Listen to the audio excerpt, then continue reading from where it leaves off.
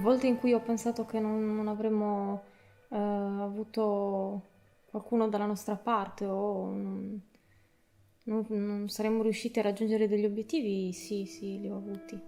Ci sono molti interessi in gioco e quindi non è detto che le persone siano disposte a mettersi, tra virgolette, nei guai o in qualche modo ad esporsi. Se prima la difesa dell'ambiente o comunque la difesa della nostra regione è sempre stata qualcosa nei miei pensieri, comunque nelle mie idee, eh, con questo progetto ho avuto l'occasione di fare concretamente qualcosa, di lasciare qualcosa. La nostra intenzione sin dall'inizio era quella di non farci aiutare, diciamo, da parti politiche o da altre associazioni. Per quanto noi abbiamo fatto tutto quanto affidandoci alle analisi degli esperti, leggendo i libri più importanti, non ci siamo fatti aiutare nella realizzazione del documentario da nessuno. La virtù, tra virgolette, di questo documentario sta proprio in questa sua indipendenza, nell'aver fatto le cose con le nostre sole forze.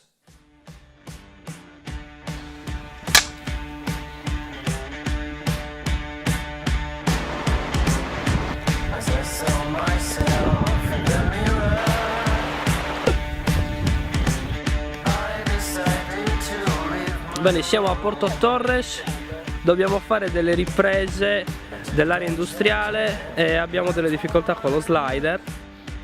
Ora chiediamo al nostro regista. Non chiedermi niente. Va bene.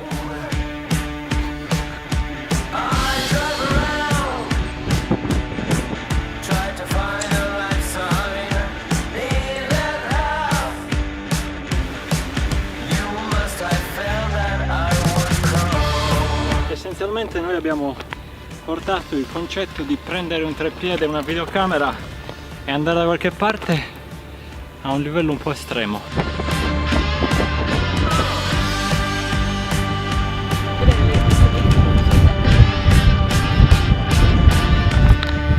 Salute Adria!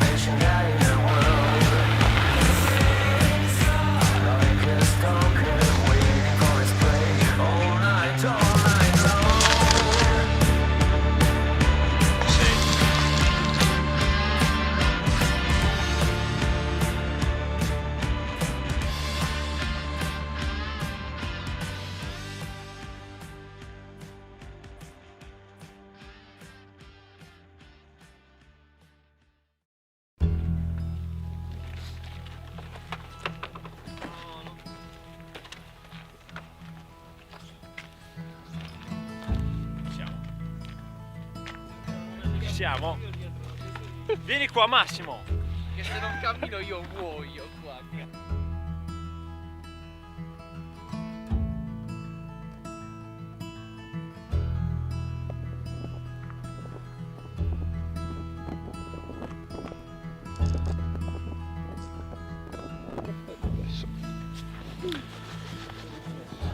Buongiorno.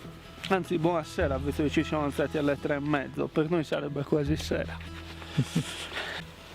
Si vede che questo è un essere umano? Di qualcosa. Bravo. C'è caldo o freddo, Sherry? Freddo, freddissimo.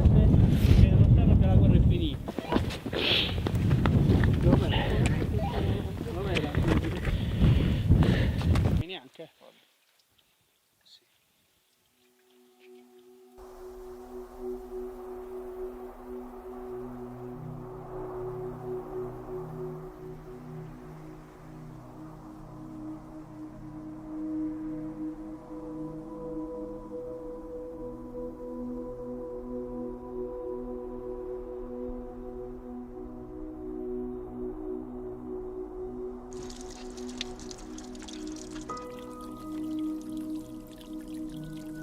Essere sardi ho sempre pensato che significasse essere dei guardiani, dei custodi, ecco.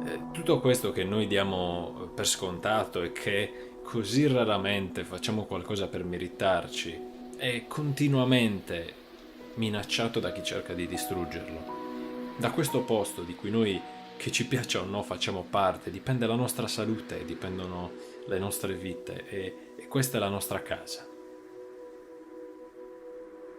Dobbiamo fare molto di più per difendere questo posto, non solo perché ci piace, ma anche e soprattutto perché la nostra vita dipende da questo. Perché sicuramente questa terra ha bisogno di noi per essere difesa, ma anche noi abbiamo bisogno di questa terra.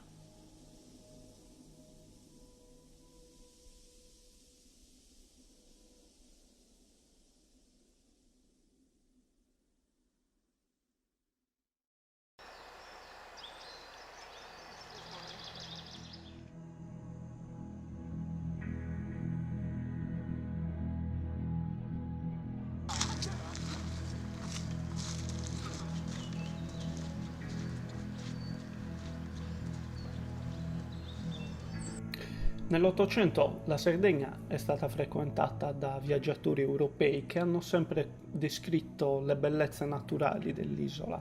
Questi viaggiatori sono stati colpiti dalla bellezza e dalla grandezza delle antiche foreste che coprivano l'isola. Realtà che stridono con quello che vediamo oggi. Che cosa è successo quindi? Alcuni dicono che questi racconti siano solo enfatizzati, mentre altre persone affermano che durante l'Ottocento ci sia stato un pesante disboscamento ad opera di pastori e contadini alla ricerca di nuove terre da coltivare e da utilizzare a pascolo. Secondo noi la tesi più probabile, più vicina alla verità, è quella che afferma lo scrittore Fiorenzo Catterini, e cioè che l'isola nell'Ottocento sia stata interessata da pesanti tagli del patrimonio boschivo ad opera di imprenditori di fuori che dovevano alimentare l'industrializzazione del regno sardo-piemontese. Tutta l'operazione sarebbe stata spacciata come un progresso nel mondo del lavoro che avrebbe portato ricchezza e modernità all'isola. In realtà vediamo che si creeranno solo squilibri sociali ed economici e paghiamo ancora il prezzo di questi pesanti tagli. Basti pensare al dissesto idrogeologico.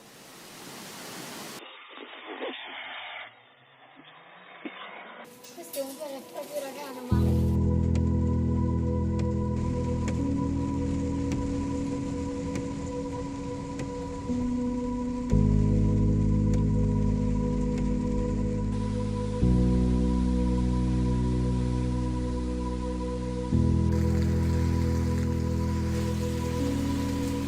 Olbia è completamente allagata.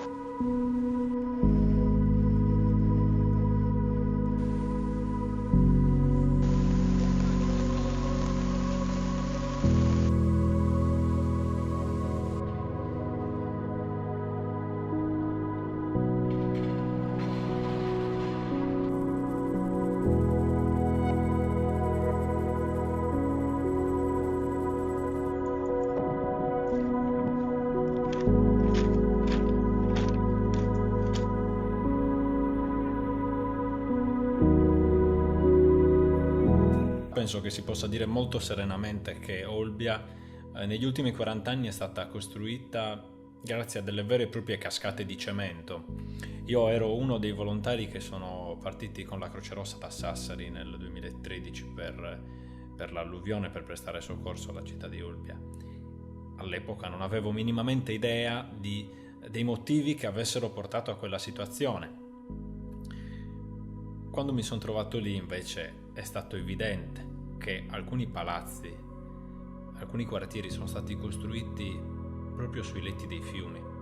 Qua non parliamo di disboscamento, qua parliamo di un livello di negligenza che supera quello del disboscamento. 16 quartieri a Olbia sono stati costruiti abusivamente e poi sono stati condonati e ovviamente sono stati poi previsti dei piani di risanamento da parte del comune, 16 piani di risanamento per far arrivare a questi quartieri luce, gas, marciapiedi, servizi, insomma. Eppure ogni volta che si hanno delle piogge abbondanti si ripresenta sempre lo stesso problema. L'ex presidente della regione Sardegna Ugo Capellacci e la sua giunta introdussero col piano casa del 2011 l'abitabilità dei seminterrati. Ora, questo tipo di azione è stata fortemente criticata da diverse parti, ma ricordiamo anche che subito dopo l'alluvione, l'ormai ex capo della protezione civile diceva che questo tipo di concessione, l'abitabilità dei seminterrati, è un qualcosa di criminale che porta la protezione civile a raccogliere morti in giro per l'Italia. Non dimentichiamoci però la denuncia del senatore Silvio Lai che dopo l'alluvione fece notare come dei 25 milioni destinati alla regione Sardegna come fondi anticalamità la regione ne avesse utilizzati soltanto 2 milioni. Ma arriviamo comunque alla questione principale, ossia quella di individuare i responsabili, e per questo è impossibile non parlare della vicenda del sindaco di Olbia Gianni Giovannelli, che assieme al sindaco di Arzachena e ad altri dirigenti della provincia del comune è stato accusato di omicidio colposo e di disastro colposo. Ora la magistratura si occuperà sicuramente di stabilire le responsabilità. Ricordiamo una cosa: Olbia ha sempre avuto il problema dell'abusivismo edilizio. Non è certo un problema che è nato adesso. Come possiamo considerare quegli imprenditori che sono andati a costruire consapevolmente sui letti dei fiumi, oppure tutte quelle politiche che hanno favorito i condoni e in generale questa cementificazione del territorio? Ci sono stati molti responsabili nel corso dei decenni.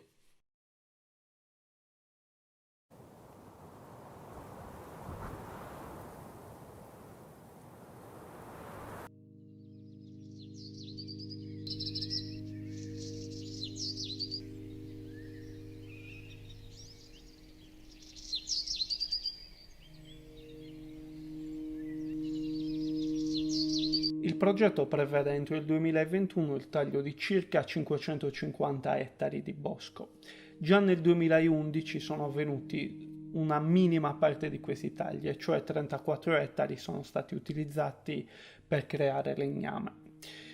Gli effetti di questi tagli sono già visibili grazie a una relazione scientifica compilata da 3 esperti che fa notare tutti gli aspetti negativi di questi tagli. Ad esempio, non si vede più in quest'area l'astore sardo, i funghi non crescono più, il suolo si sta erodendo e il microclima in generale sta cambiando nella foresta. È arrivato anche uno stop da parte del soprintendente di Cagliari per i beni paesaggistici Martino a questo progetto, perché questi tipi di tagli fatti per ritorno economico vanno autorizzati. Infatti l'obiettivo principale del governo acceduo della foresta è quello di avere un ritorno economico. Quello che ci chiediamo noi è perché buttare giù una foresta così importante come quella del Marganai per avere un ritorno in legna da ardere, carbone, pellet, magari legna da edilizia, quando l'Unione Europea stanzia grandi fondi per la salvaguardia di queste foreste. Forse c'è un modo più intelligente di gestire un bene così prezioso.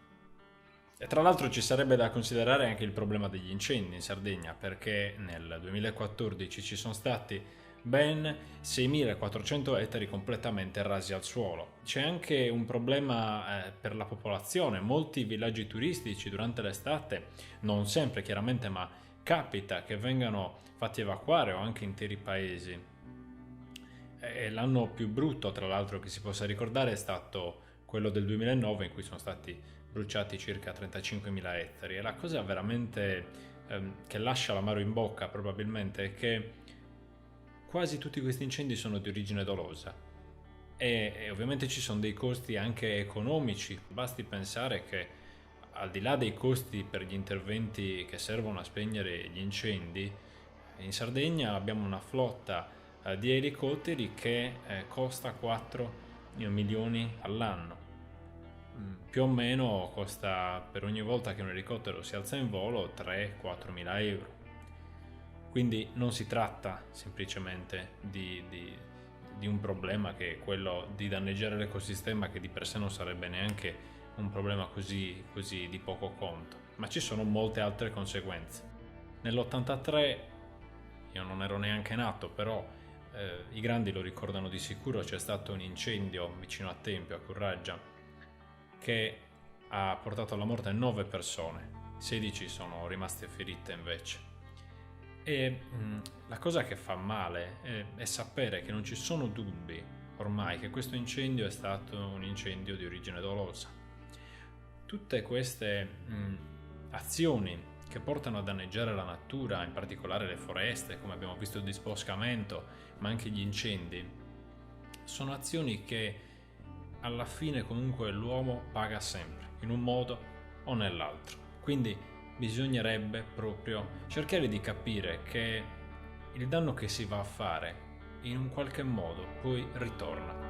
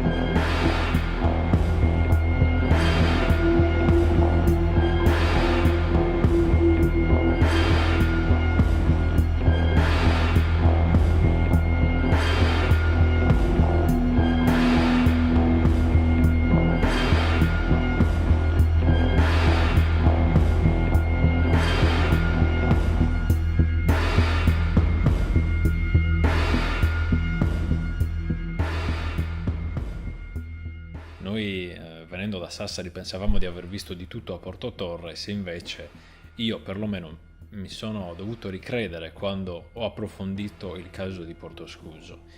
Ci sono una marea di vicende legali che riguardano figure di spicco del settore industriale o politico proprio di quest'area, e sono delle situazioni davvero complesse.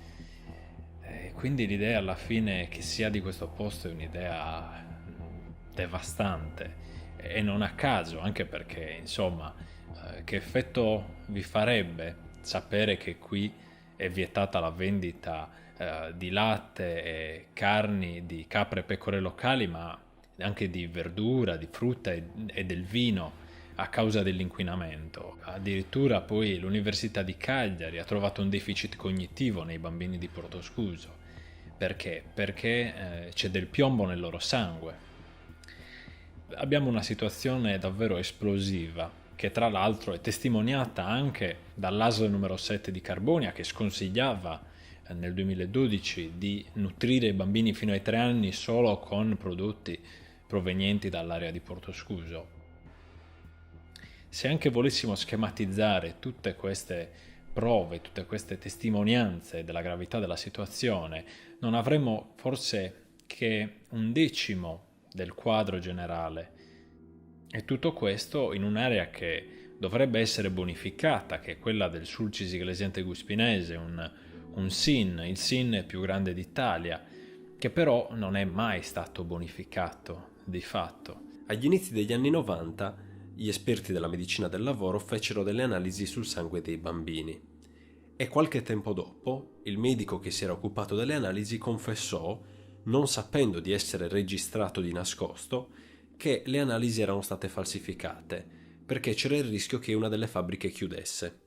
La registrazione venne depositata alla procura di Cagliari, però di quella registrazione di fatto non se ne seppe più nulla. Poi ci sono foto come queste, scattate dall'attivista Angelo Cremone, che mostrano dei fumi che apparentemente verrebbero rilasciati durante la notte dalla Portovesme SRL.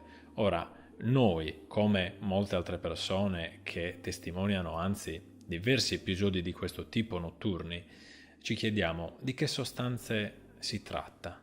Sono fumi nocivi oppure no? Perché vengono rilasciati proprio la notte? La beffa più grande di tutte è che qui sotto, nel piazzale dove si parcheggiano le auto del centro oncologico di Cagliari, sono sepolti, utilizzati come basamento, i rifiuti tossici smaltiti in maniera illegale della Portovesme SRL, proprio qui in un centro oncologico, il colmo, la beffa. A Portovesme è presente anche l'Euralluminio, un'azienda italiana del settore metallurgico, e le intercettazioni depositate dal PM Marco Cocco nel processo per disastro ambientale e traffico illecito di rifiuti mostrano una fitta rete di relazioni ambigue e di stratagemmi. Le acque contaminate dall'attività dell'impianto dell'Euralluminia dovevano essere trattate come un rifiuto industriale speciale e smaltite in impianti autorizzati, ma così non è stato, finché Nicola Canderolo non viene informato in anticipo da Palmiro Puzzulu sul blitz dei carabinieri del NOE previsto per il giorno dopo.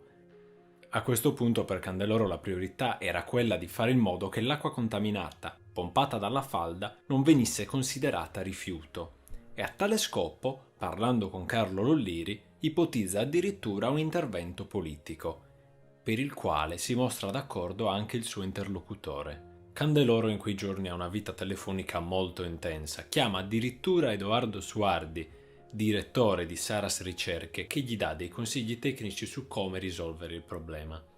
Ma abbiamo anche il cordiale professore universitario che si mette a dare consigli a Canderolo su come fare per limitare i danni. E non manca neanche la vena comica, perché l'Euralluminia ha recentemente richiesto l'autorizzazione integrata ambientale per poter ammodernare i suoi impianti, e il destinatario della richiesta, indovinate chi era? Proprio Palmiro Puzzulu, la stessa persona che aveva informato l'Euralluminia sul blitz dei carabinieri.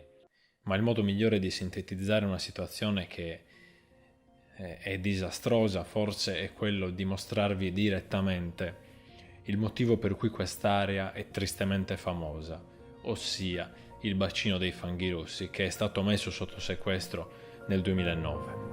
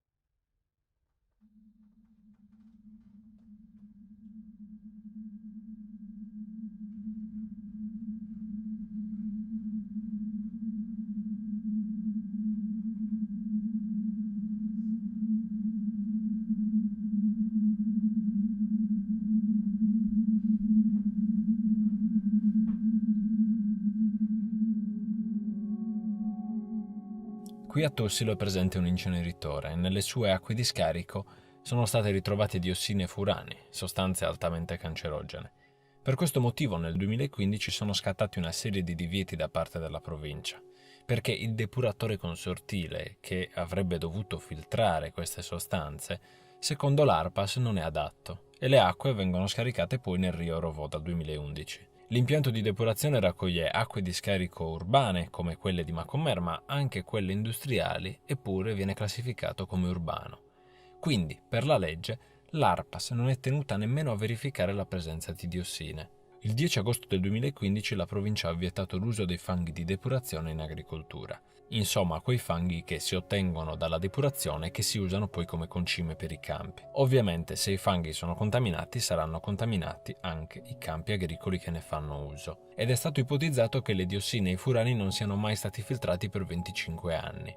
anche se è impossibile saperlo perché, come dimostrato dall'indagine del giornalista Giulia Serra, l'ARPAS non ha mai fatto controlli per verificare la presenza di diossine. Fece solo un controllo sui fanghi nel 2011 validando i dati degli autocontrolli, senza ritrovare diossine e furani, ma in ogni caso parliamo di seri rischi per la salute.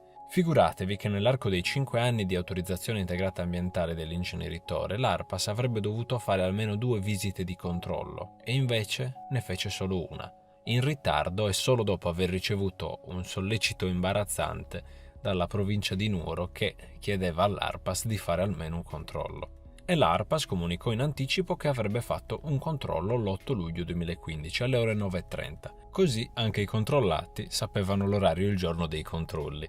Una cosa normale forse, ma che quando si tratta di un'ispezione fa un po' sorridere. Tutto questo accade a Macomer, che nelle province di Nuoro e dell'Ogliastra, secondo l'ASL di Nuoro, rappresenta un po' l'Olimpo dei tumori. Ma facciamo un passo indietro e vediamo cosa sono in generale gli inceneritori. Sono degli impianti che non possono essere considerati delle soluzioni per l'emergenza dei rifiuti a breve termine. Per costruire questi impianti ci vuole un periodo di tempo che varia dai 4 ai 6 anni. Inoltre sono degli impianti dispendiosi da costruire. Si parla infatti di circa 60 milioni di euro per costruire un impianto. E poi anche l'idea stessa di bruciare dei rifiuti per ottenere energia non è molto lungimirante come soluzione. Questo perché? Allora, nell'inceneritore viene bruciato il rifiuto, ma c'è un altro rifiuto che, per quanto possa essere tecnologico, l'inceneritore non può essere assolutamente smaltito, ovvero quelle sostanze che durante la combustione vengono rilasciate nell'aria. Questo tipo di sostanze, tra queste sostanze troviamo anche le diossine, fa un danno inimmaginabile dal punto di vista ambientale e anche dal punto di vista sanitario, perché noi subiamo la conseguenza dell'accumulo di queste sostanze nel nostro corpo. Tramite quindi la nostra alimentazione noi accumuliamo queste sostanze nocive e questo quindi inevitabilmente provoca delle gravi conseguenze sulla nostra salute. Basti pensare che alcune di queste sostanze sono state ritrovate nel latte materno e sappiamo che ci sono delle ripercussioni anche nei feti già nei primi mesi di gravidanza. La domanda che viene da farsi è in che modo lo Stato tuteli le persone davanti a questi rischi. Lo Stato mette dei limiti, ma i controlli sono poco frequenti, discontinui, a volte neanche ci sono. Ecco, onestamente la situazione a livello nazionale è molto lacunosa, solo alcuni inceneritori vengono controllati abitualmente. Un modo invisibile in cui le sostanze inquinanti entrano nel nostro cibo è la biomagnificazione. La biomagnificazione è un processo biologico per il quale le sostanze inquinanti passano in modo esponenziale dalla base di una piramide alimentare sino al vertice, che è l'uomo. Ad esempio, nell'ecosistema marino le sostanze inquinanti passano dal fitoplancton allo zooplancton, ai pesci di piccole, medie e grandi dimensioni, sino all'uomo, che assume in modo esponenziale queste sostanze inquinanti. Questo processo si verifica nelle vicinanze di zone inquinate, ad esempio inceneritori e centrali a carbone. Ora chiaramente si capisce che il caso dell'ambiente marino è molto esemplificativo per far capire in che modo a livello esponenziale si ha questo aumento di inquinamento, però può accadere anche semplicemente che la carne che si mangia sia contaminata, perché il bestiame può essersi nutrito di cibo contaminato. Insomma, una volta che degli inquinanti come le diossine entrano nel nostro organismo, non se ne vanno e non c'è un limite minimo entro cui queste diossine non fanno niente all'organismo. E soprattutto, come dice il Ministero della Salute, il bioaccumulo si può avere anche in presenza di piccole quantità di inquinanti. Quindi col passare del tempo, insomma, potremmo vedere degli effetti anche dopo 20 anni. E non dimentichiamoci che a Macomer, a Tussilo per essere più precisi, c'è un inceneritore. Ci sono 2 impianti per il trattamento dei rifiuti di questo genere e l'intenzione è quella di costruirne un terzo. Questa scelta di voler insistere su questi impianti, per quanto siano antiquati e svantaggiosi sotto tutti i punti di vista, è una scelta che a noi lascia molto perplessi. La provincia di Nuoro ha rilasciato l'AIA, che sarebbe l'autorizzazione integrata ambientale, per la costruzione del nuovo inceneritore a Tussilo. Ora manca solo l'autorizzazione del comune per poter costruirlo. Ecco, secondo gli esperti, questa nuova costruzione porterebbe a un aumento del 13% del carico di diossine, in un territorio in cui già nel 2010 l'ASL aveva trovato la presenza di diossine.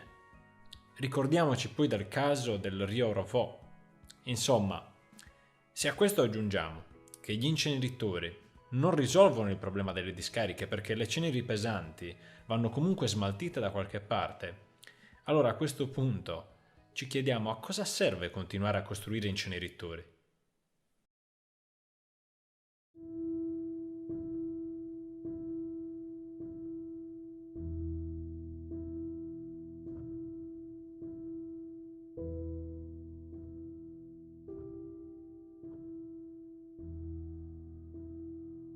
A Sarroch l'incidenza di leucemie è del 30% superiore rispetto alla media regionale.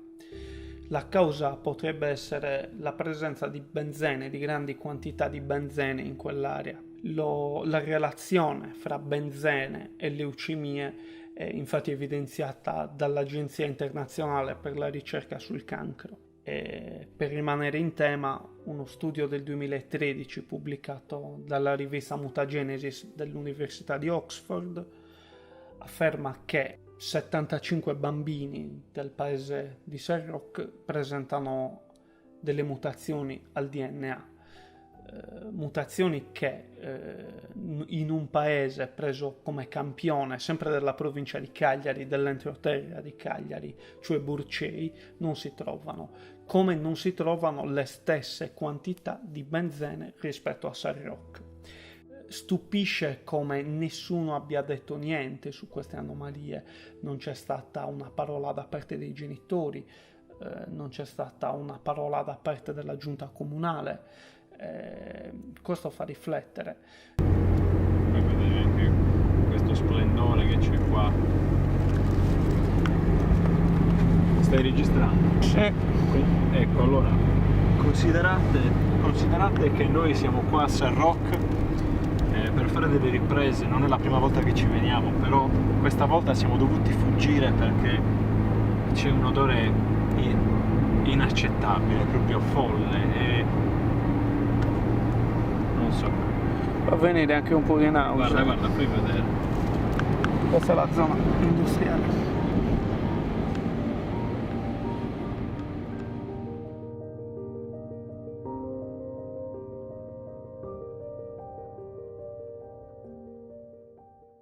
Il sindaco di questo paese, Salvatore Mattana, difende l'operato della sua giunta, suo e della sua giunta, affermando che in questi ultimi anni la qualità dell'aria è migliorata.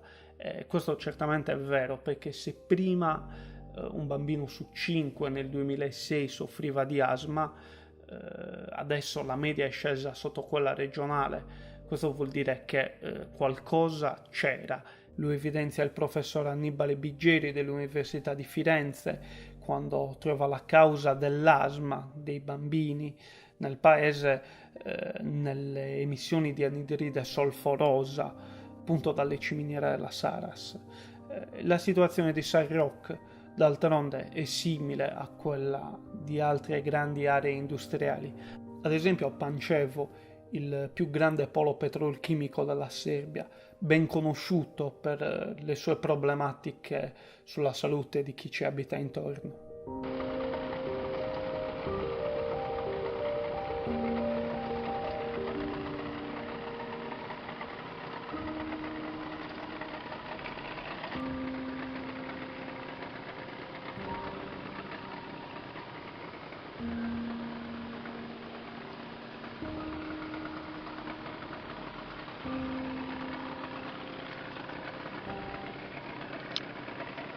Vedere un mare di questo tipo per noi sardi è qualcosa di molto strano, perché siamo abituati, come sono abituati anche i turisti dopo tutto, a vedere un mare molto diverso, ma evidentemente ci conviene mostrare solo le belle spiagge.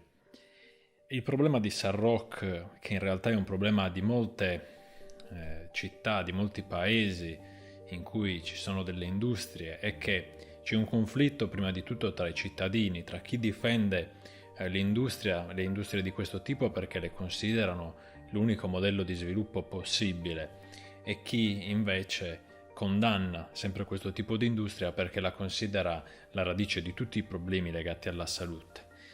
Ora, la soluzione non può arrivare dai cittadini, non può arrivare in queste condizioni.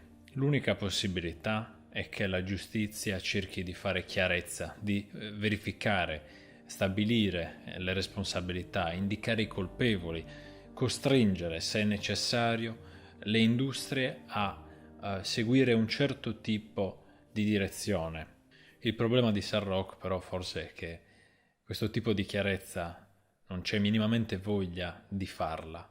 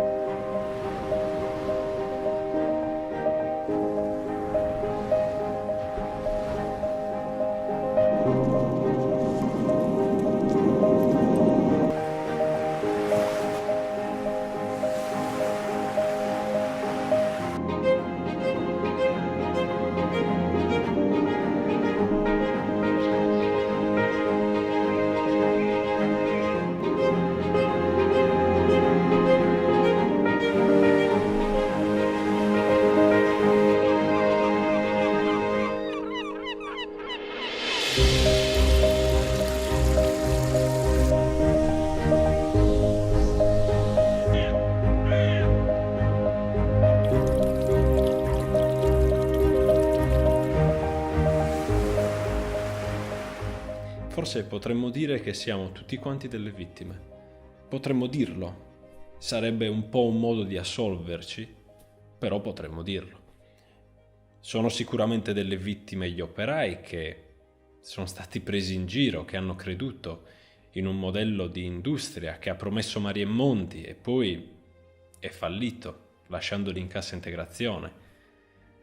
Sono delle vittime anche tutti quelli che non hanno guadagnato un soldo, ma che anzi ci hanno rimesso dall'industrializzazione, spesso e volentieri, come gli agricoltori, gli allevatori, i pescatori, ma anche semplicemente tutte le persone che per l'inquinamento si sono ammalate nel corso degli anni. Eppure neanche così si avrebbe un quadro completo e onesto della situazione, perché più di tutti le vittime siamo noi che siamo arrivati dopo, i giovani, che come unica eredità dell'industrializzazione in quasi tutti i casi abbiamo avuto semplicemente la malattia, l'inquinamento. Ora, è forse impossibile trovare un momento di dialogo tra chi sostiene l'industria e chi invece la condanna, ma si dovrebbe cercare di fare uno sforzo almeno per non fare gli stessi errori in futuro, per non illudersi ancora, perché si sa che tanto si è visto quasi sempre un'industria che arriva, se ne va, senza mettersi il problema di chi lascia per strada e dell'inquinamento che ha causato. E sicuramente alla mia generazione spetta il dovere di vedere quello che non sono stati capaci di vedere i nostri genitori, tutte le bellezze di questa terra che dobbiamo valorizzare e tutelare per la nostra salute, e in fondo anche perché sappiamo che un'altra strada porta solo a un disastro.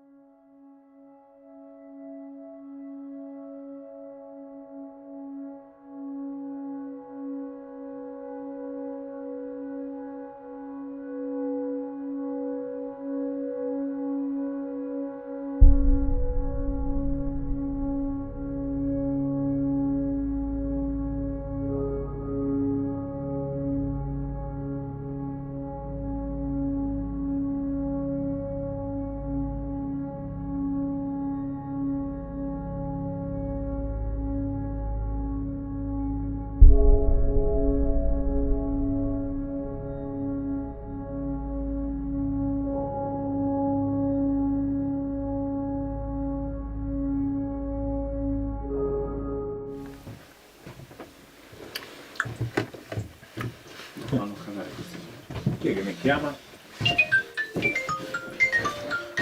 Pronto? Sì, abbastanza. Chi è? Mia madre. Ah, ok. Non è male, dicevo che siamo in mezzo alla nebbia in un rifugio su una montagna di 1300 metri, però per il resto va tutto bene.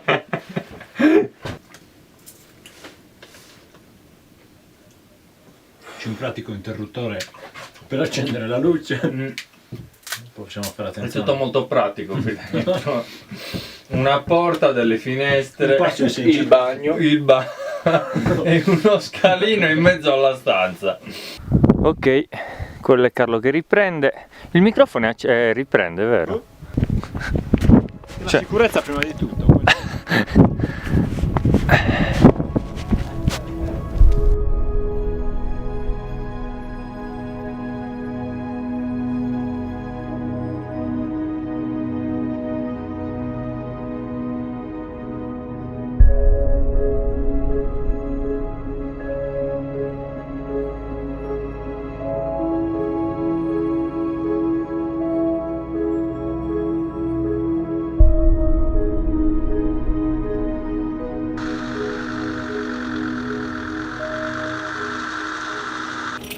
Ok, siamo sul sopramonte di Oliena e dobbiamo arrivare fino alla cima del Monte Corrasi, che è il più alto del sopramonte.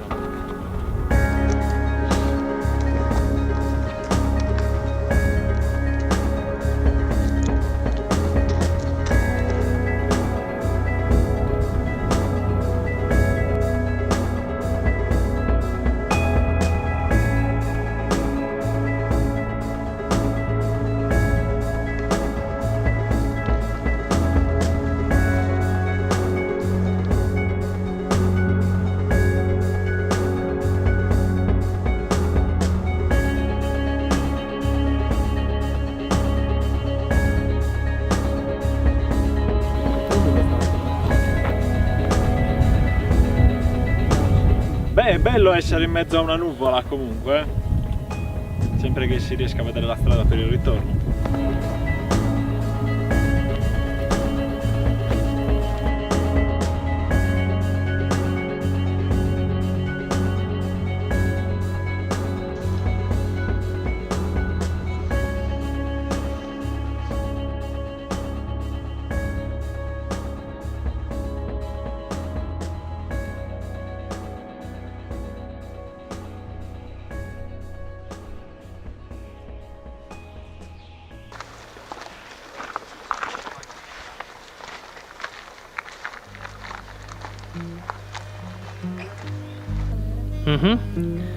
E il nostro punto d'arrivo sarà quello, esattamente lì in alto. Listen to the sound of music. Perché ricordiamo che stiamo facendo sta roba con carichi come muli. Qual è il problema? Perché ci siamo fermati? Difesa. Serve quell'obiettivo. Quale? Vabbè.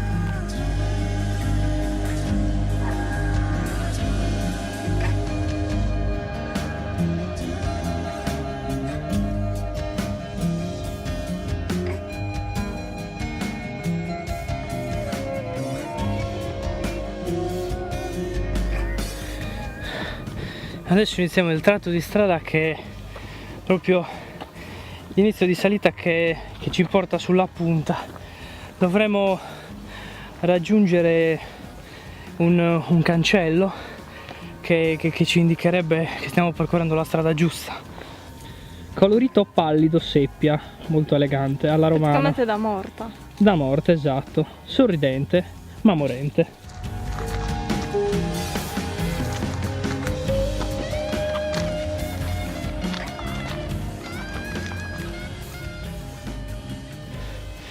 Ecco che dall'ultimo video abbiamo percorso a malapena 1 chilometro e purtroppo la strada inizia a farsi molto ripida. Poi col caldo diventa ancora più difficile. Speriamo bene. questo che si sente è un elicottero che viene a recuperarci.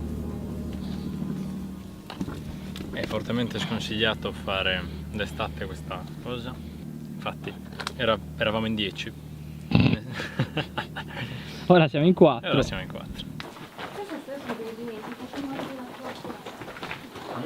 Shari, mi serve un sondaggio, dai, ti mollo per poco tempo, dai. Chiedimi. Dimmi, Dimmi. come siamo messi a questo punto della camminata? Allora, siamo a più della metà del percorso. Siamo stanchi, Un po' sudati, sporchi, però felici. Però Felici. iniziano a non cadere. Dici? Si vede meglio. Sì. Guardalo normale.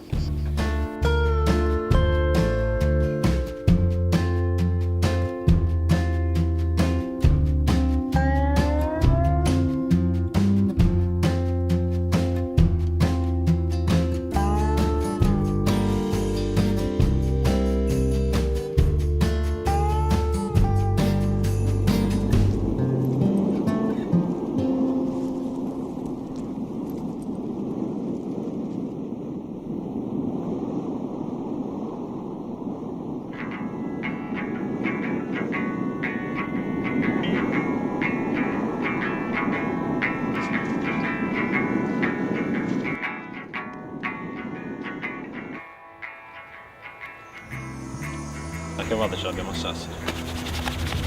A 2 passi.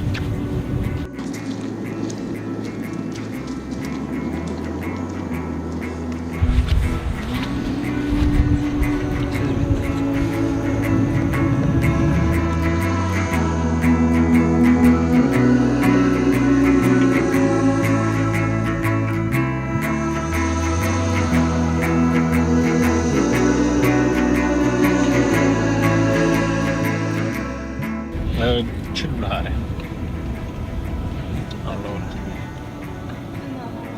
Allora, la strada è giusta. Dove? Qui sul lago? Può ci mancherebbe altro. Noi a Sassari- Proviamola, dai, vediamo com'è.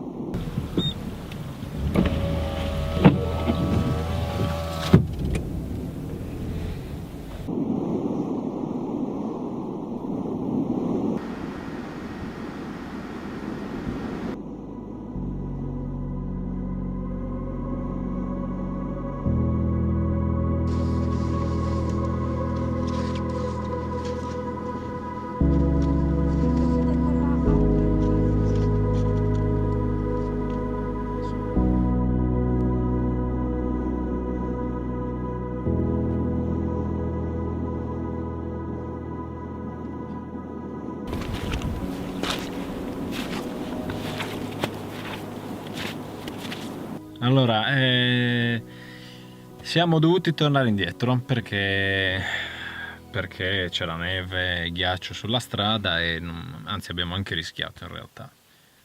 Quindi ora siamo tornati indietro. Come si stava? Bene, c'era un bel Bene. calduccio, a 0 gradi. C'erano 2 gradi. La cosa temperatura Vero. molto accogliente. Molto accogliente. Infatti uno potrebbe dire, ma siete pazzi?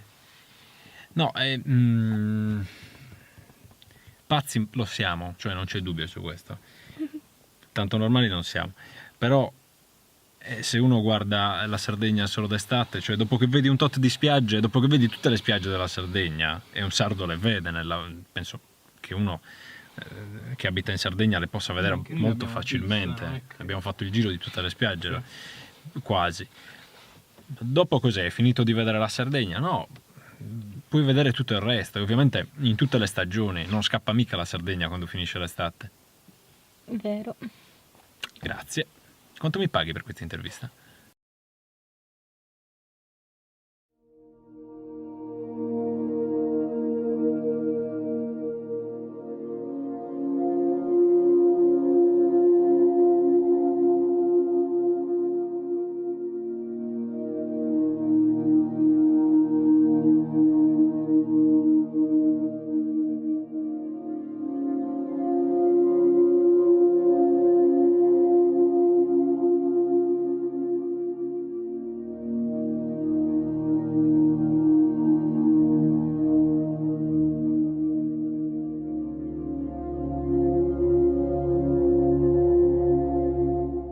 falla nell'oleodotto che porta l'oleocombustibile ai gruppi di generazione 1 e 2 ha causato nel gennaio 2011 un enorme sversamento di oleocombustibile che ha portato a uno dei più grandi disastri ambientali che ha colpito la Sardegna negli ultimi anni. Questo oleocombustibile si è esteso inizialmente nelle spiagge vicino a Porto Torres, quindi Porto Torres, Plattamona, in particolare fra le spiagge di Plattamona e Marrizza, ma è arrivato anche a toccare Stintilo e Castelsardo, e poi successivamente, agevolato dalle correnti, è arrivato a toccare anche le coste di Santa Teresa di Gallura, ma è arrivato a toccare anche il Parco Nazionale dell'Arcipelago della Maddalena, il Parco Nazionale dell'Asinara e anche le riserve delle Bocche di Bonifacio.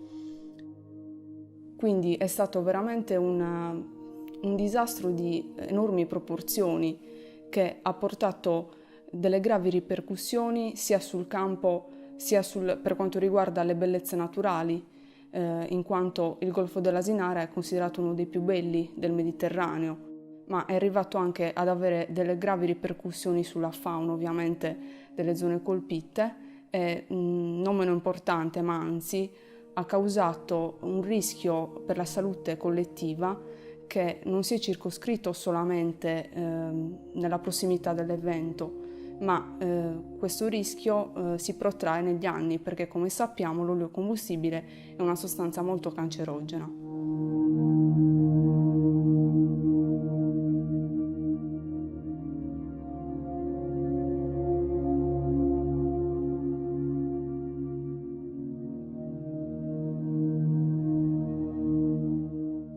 Diciamo che lo sversamento, tra l'altro, è iniziato di notte, quindi era impossibile intervenire subito, si è dovuto aspettare alla mattina, quando ormai però migliaia di litri di oleocombustibile erano finiti in mare.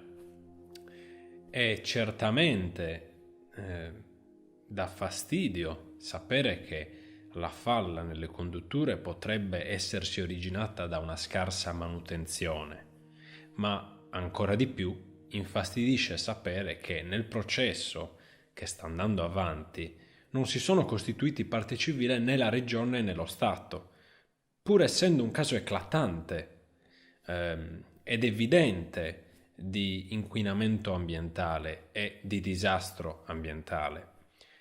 Ma a maggior ragione perché il Consiglio regionale nel 2013 obbligava con una mozione la Giunta Cappellacci a far costituire come parte civile la regione in tutti i processi per disastro ambientale. Ovviamente questo non è avvenuto, però sono rimaste solo chiacchiere. Come chiacchiere sono rimaste anche le affermazioni del ministro della giustizia Andrea Orlando, che aveva detto che lo Stato avrebbe avviato una causa parallela per un risarcimento danni. Voi avete saputo qualcosa in più? Neanche noi, perché semplicemente sono rimaste parole. Poi, per un'altra questione, nel 2015 ad aprile 2 dirigenti della centrale sono stati arrestati, mentre per altre 3 persone sono state previste soltanto delle misure interdittive. In questo contesto risultano totalmente fuori luogo le pretese di alcuni sindacati che vorrebbero una nuova centrale a carbone a Fiume Santo. Ora, il lavoro è sacro, va bene, lo sappiamo, e proprio per questo non si può creare lavoro e poi, quando capitano certi incidenti, andare a danneggiare il lavoro degli altri, come è successo per i pescatori, come succede per il turismo. Penso che dovrebbe fare riflettere la facilità con cui questi eventi, anche di natura così grave come è stata la marea nera di Fiume Santo, vengano dimenticati. Se ne parla solamente magari nel primo periodo, nei mesi successivi all'accaduto, poi piano piano la memoria sfuma col tempo. Semplicemente penso che si debba bene tenere a mente che eventi di questo calibro possono colpire anche noi, anche la Sardegna.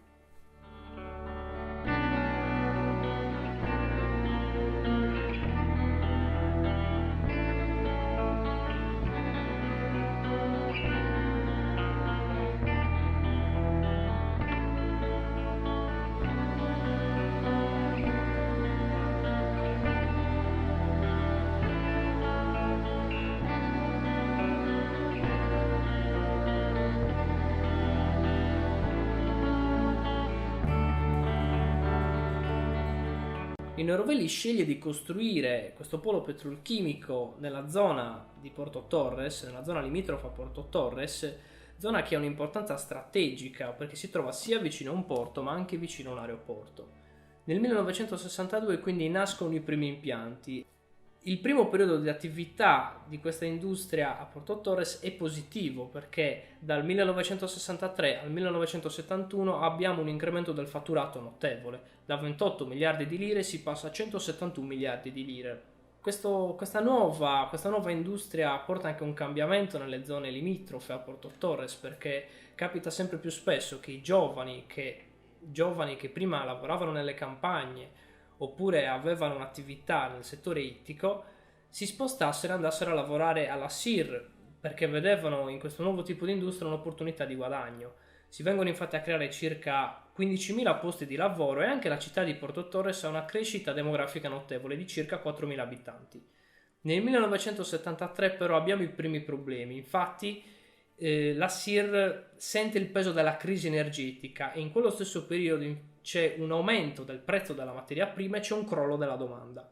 Da quel momento in poi le cose andranno sempre peggio. Nel 1977 ci sarà la necessità di mandare in cassa integrazione circa 6.000 dipendenti e nel 1981 la raffineria Sardoil sarà chiusa.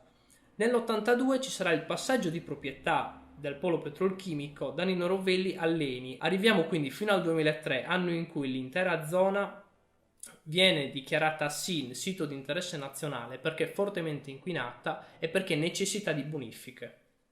Ma esattamente che cos'era la SIR di Nino Rovelli se non una macchina da guerra capace di divorare tutta la terra dell'area industriale? Il quotidiano sassarese La Nuova Sardegna fu il primo a denunciare una serie di situazioni assurde. L'1 marzo del 63 pubblicò un articolo con scritto: le scorie vengono incanalate a mare e fanno strage di pesci di ogni classe e grandezza. Luigi Ciabatti, direttore del petrolchimico di Porto Torres dal 62 all'86, disse: quel giornale non fu mai gestito come si sarebbe dovuto, anzi noi dello stabilimento valutavamo in modo molto critico il quotidiano sassarese che spesso arrivava a gonfiare cose senza significato, tanto che spesso ci chiedevamo cosa aspettasse Rovelli ad inquadrare quella gente. E così fu, perché nel 67 Rovelli scoprì di avere una grande passione per il giornalismo e acquistò prima la Nuova Sardegna e poi l'Unione Sarda. Dopodiché nessuno parlò più degli abusi della SIR, tranne i giornalisti di Tutto Quotidiano e di Sassari Sera, che continuarono a lottare ancora per diversi anni. Gli veniva trovato mercurio nelle urine degli operai, alcuni avevano malformazioni alle mani. Ancora oggi operai di quegli anni dichiarano di aver lavorato senza la minima protezione, maneggiando sostanze mortali. Il dottor Mario Budroni, responsabile del centro di osservazione epidemiologica dell'AS di Sassari, dichiarò: finora su 5.600 operai sotto controllo ne abbiamo intervistato 2.500 e fra questi si contano circa 600 casi di tumore. Nel 2003 viene portata alla luce la verità sulla discarica di Minciaredda, utilizzata sino all'82 dalla SIR e sino all'87 da Enichem. Vennero ritrovati veleni anche a una profondità di 120 metri. La procura di Sassari avviò un'inchiesta. In mare erano finiti per anni cadmio, mercurio, benzene e molte altre sostanze tossiche. Durante le indagini ci fu anche un episodio molto singolare. La procura fece ancorare in mare, in 2 punti diversi, delle sentinelle che avrebbero assorbito eventuali sostanze tossiche. Ma queste sentinelle scomparvero misteriosamente e fu impossibile provare le analisi iniziali. Nel luglio 2012 il processo si bloccò per un difetto procedurale. La cosa continuò a tirarsi per le lunghe finché alla fine, 2 anni dopo, subentrò la prescrizione. A questo punto vi starete chiedendo se gli imputati abbiano deciso di rinunciare alla prescrizione e di dimostrare, al di là di ogni possibile dubbio, la propria innocenza. Così non è stato e a quanto pare a Porto Torres esistono i danni, ma non esistono i responsabili. L'unica speranza di fare luce sulle responsabilità di questo disastro è legata al processo sulla darsena dei veleni. Secondo i dati ammessi candidamente dalla stessa Syndial, nella darsena del porto industriale sono presenti diverse sostanze tossiche, ad esempio benzene che supera di 139.000 volte il limite previsto dalla legge, ma possiamo stare tranquilli perché i periti americani della difesa nominati da Syndial e Versalis dicono che queste sono quantità trascurabili. L'ENI a Porto Torres sta platealmente cercando di barcamenarsi in una situazione grottesca. Dopo anni le operazioni di bonifica sono state affidate alla Staldi SpA, ma la Staldi SpA è un'azienda nota per la costruzione di dighe, di ponti, di autostrade. Prima d'ora non ci risulta che abbia mai fatto operazioni di bonifica. Certo, speriamo bene, ma serve una soluzione. Di tentativi ce ne sono stati tanti. Parliamo della Syndial, che è la società dell'ENI che si occupa di risanamento ambientale.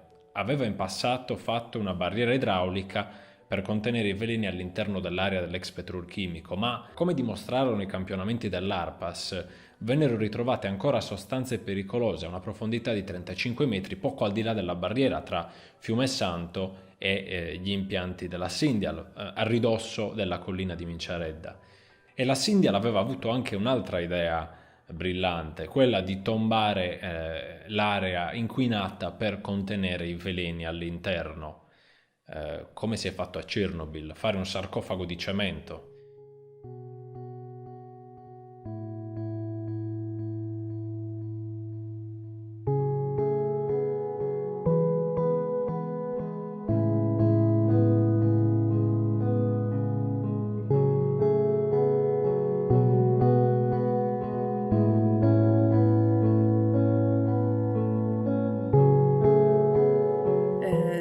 Periodo, tra l'altro, ho avuto modo di lavorare in ospedale e mi sono trovata di fronte a diverse persone che sono morte di cancro al polmone, di cancro ai bronchi, quindi di malattie dell'apparato respiratorio, e erano persone che vivevano nella zona di Sassari, nella zona di Porto Torres, in questi dintorni, e mi sono resa conto che la questione era davvero veramente grave. Ecco il rapporto sentieri dell'Istituto Superiore di Sanità. Come potete vedere abbiamo indicato in rosso tutti i valori legati alle malattie che sono al di sopra della media regionale, mentre abbiamo indicato in verde quelli che sono o nella media regionale o inferiori alla media regionale.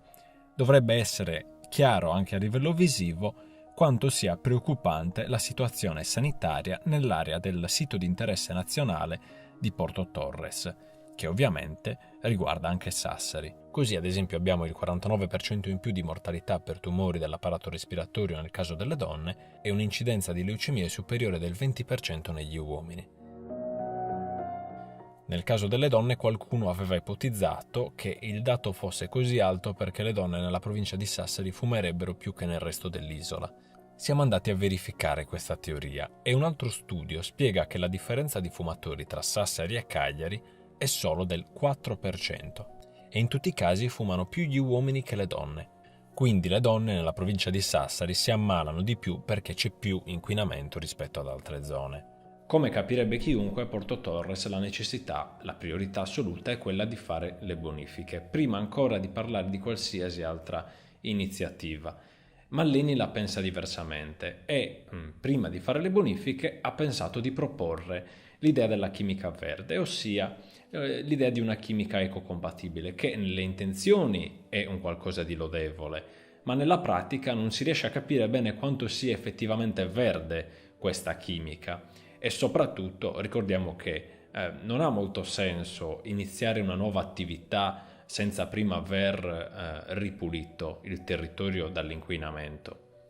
Possiamo domandarci chi siano i responsabili di questa situazione. Certo, dare la colpa soltanto alla SIR sarebbe troppo sbrigativo. Le bonifiche sarebbero dovute cominciare più di 10 anni fa. Nelle aree inquinate non bonificate, in tutta Italia, le persone muoiono molto più che nelle aree non inquinate. Persino le bonifiche presentate nel 2015 sembrano essere più un contentino che una soluzione. Per casi simili, in Europa sono stati previsti tra i 70 e i 100 anni di bonifiche. A Porto Torres, invece, le bonifiche dureranno tra i 4 e i 10 anni e riguarderanno 1000 ettari su 1800 inquinati. Eppure i costi sembrano essere un po' troppo contenuti per un'operazione del genere. Quello della chimica verde poi è un argomento ancora più spinoso perché per molti a Porto Torres la chimica verde è una speranza. L'accordo firmato nel 2011 parlava anche di bonifiche. Questo potrebbe sembrare un ricatto. Niente chimica verde, niente bonifiche. Sorvoleremo sull'ambiguo progetto della centrale a biomasse che era stata prevista inizialmente, perché a quanto pare verrà costruita soltanto una caldaia a biomasse molto più ridotta. Ma siamo davvero sicuri che l'ENI creda davvero nella chimica verde e che non sia soltanto un progetto fallimentare? Agli inizi del 2016 l'ENI sembra essere interessata a vendere Versalis, che è la sua società che si occupa della chimica e che è parte integrante del progetto della chimica verde, al punto che appare quasi certo che con questa svendita il progetto della chimica verde fallirà. Ma c'è un altro fatto che dovrebbe allarmare riguardo il futuro della provincia di Sassari, perché alla fine del 2015 è iniziata a circolare la voce riguardo la possibile creazione di un inceneritore. Piuttosto che investire sulla raccolta differenziata e sul riciclo dei rifiuti, si va a costruire un inceneritore in una zona in cui già le persone muoiono di tumore per l'inquinamento. Questa è chiaramente una pazzia.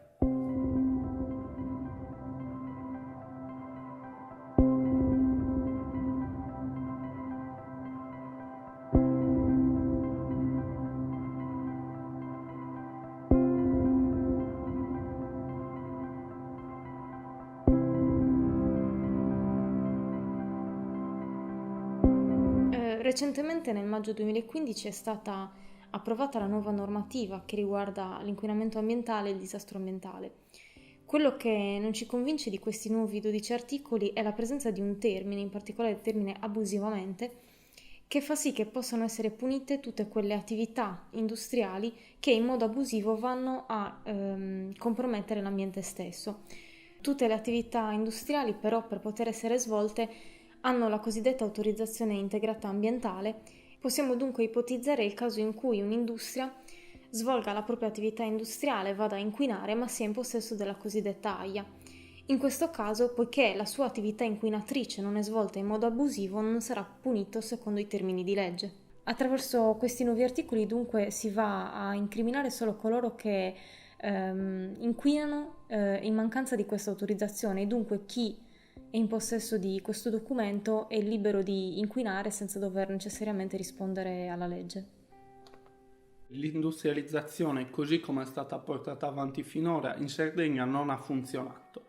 Secondo noi su 3 ambiti dovremmo investire: su un turismo di qualità che duri tutto l'anno, che non sia esclusivamente limitato alle zone costiere nei mesi estivi, ma che sia un turismo che coinvolga tutto il territorio durante tutto l'anno. Le potenzialità ci sono. Potremmo puntare sul turismo archeologico, su un turismo improntato alla cultura, su un turismo enogastronomico. Le potenzialità ci sono tutte. Un altro aspetto su cui dovremmo sicuramente puntare è quello dell'industria agroalimentare. È assurdo che spendiamo più risorse ad importare prodotti di quante ne guadagniamo nell'esportazione, ed è un peccato, perché in Sardegna si potrebbe fare benissimo qualità, avere un'industria agroalimentare di grande qualità. Il terzo settore su cui dovremmo puntare massicciamente è quello delle energie rinnovabili, soprattutto sul solare, possibilmente con piccoli impianti, magari familiari, o che vadano a alimentare le aziende, ognuno abbia il suo, in modo che sia più difficile speculare su questo settore, come è già successo, e che la produzione sia su misura. Sull'eolico invece dobbiamo stare molto attenti. In Sardegna abbiamo già 2 esempi, uno molto positivo come quello di Tula. Il comune è riuscito ad abbattere l'IMU completamente per i suoi 1600 abitanti con un parco eolico che genera introiti per 400.000 euro l'anno. E poi abbiamo l'enorme campo eolico di Budusò, il più grande in Europa, 4.000 ettari per 69 torri. È sicuramente un centro di produzione enorme, però attenzione, perché va a occupare grandi risorse di suolo. 4.000 ettari sono veramente enormi.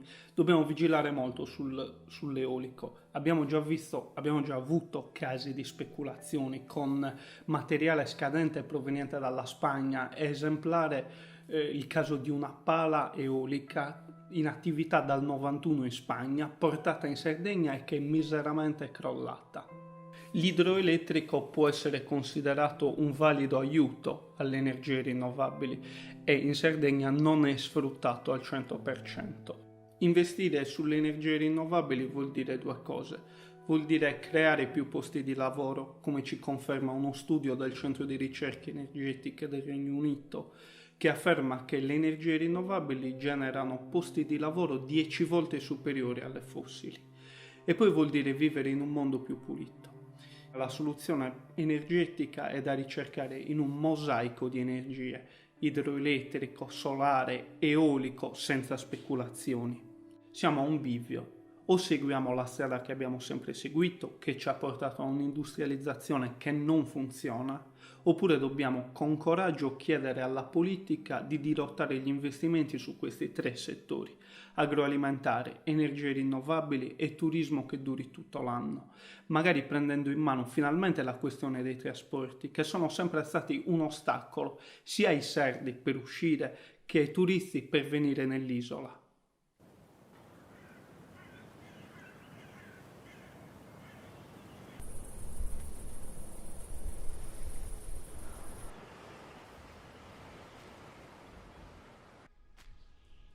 Essere sardi ho sempre pensato che significasse essere dei guardiani, dei custodi, ecco. Alla fine di tutto possiamo dire che questo sia il tramonto di un paradiso. Noi ce lo siamo chiesti fin dall'inizio, ma siamo arrivati alla conclusione che finché ci saranno sardi disposti a fare di tutto per difendere questa terra, la Sardegna non tramonterà mai. Looking around the world, it's all the same to me. Something to hold on to, trying to make a way. And if you don't look fast, something's gonna break. People that try and try, trying to find